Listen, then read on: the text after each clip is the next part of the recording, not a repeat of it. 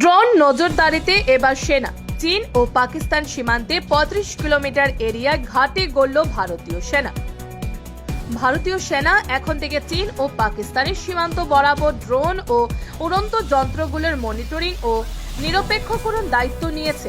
তথ্য অনুযায়ী সেনা সীমান্ত থেকে ৩৫ কিলোমিটার ভিতর পর্যন্ত এবং ৩ কিলোমিটার পর্যন্ত উচ্চতায় যে কোনো উড়ন্ত বস্তু নজরদারি করবে এবং প্রয়োজন হলে তা নিষ্ক্রিয় করবে। এটি সাম্প্রতিক পর্যায়ে ক্রমশ বাড়তে থাকা ড্রোন ভিত্তিক হুমকি মোকাবিলার অংশ। এই উদ্যোগ পাকিস্তান ও চীনের সীমান্ত অঞ্চলে নজরদারি ও নিরাপত্তা ব্যবস্থা শক্তিশালী করার লক্ষ্যে নেওয়া হয়েছে।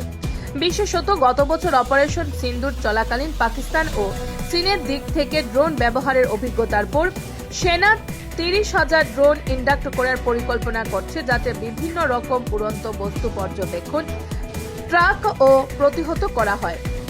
সীমান্তে নতুন এয়ার কমান্ড ও কন্ট্রোল সেন্টার স্থাপন করা হচ্ছে, যেখানে সেনা আধা স্বয়ংক্রিয়ন্ত এবং আইএফএ পরিচালনার সাহায্যে প্রতিপক্ষের ড্রোন কার্যক্রম চিহ্নিত ও প্রতিক্রিয়া জানাবে।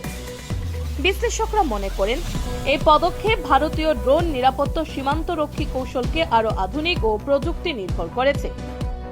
আজকাল ড্রোনগুলো শত্রুপক্ষের অনুসন্ধান, নজরদারি ও এমনকি অস্ত্র বহনেও ব্যবহৃত হচ্ছে। তাই সীমান্তে দ্রুত শনাক্তকরণ ও প্রতিক্রিয়া একান্ত জরুরি, না হলে রক্ষা করা কঠিন হবে সীমান্ত অঞ্চলের নিরাপত্তা ও সার্বভৌমত্ব। Bureau report, Nababarta TV.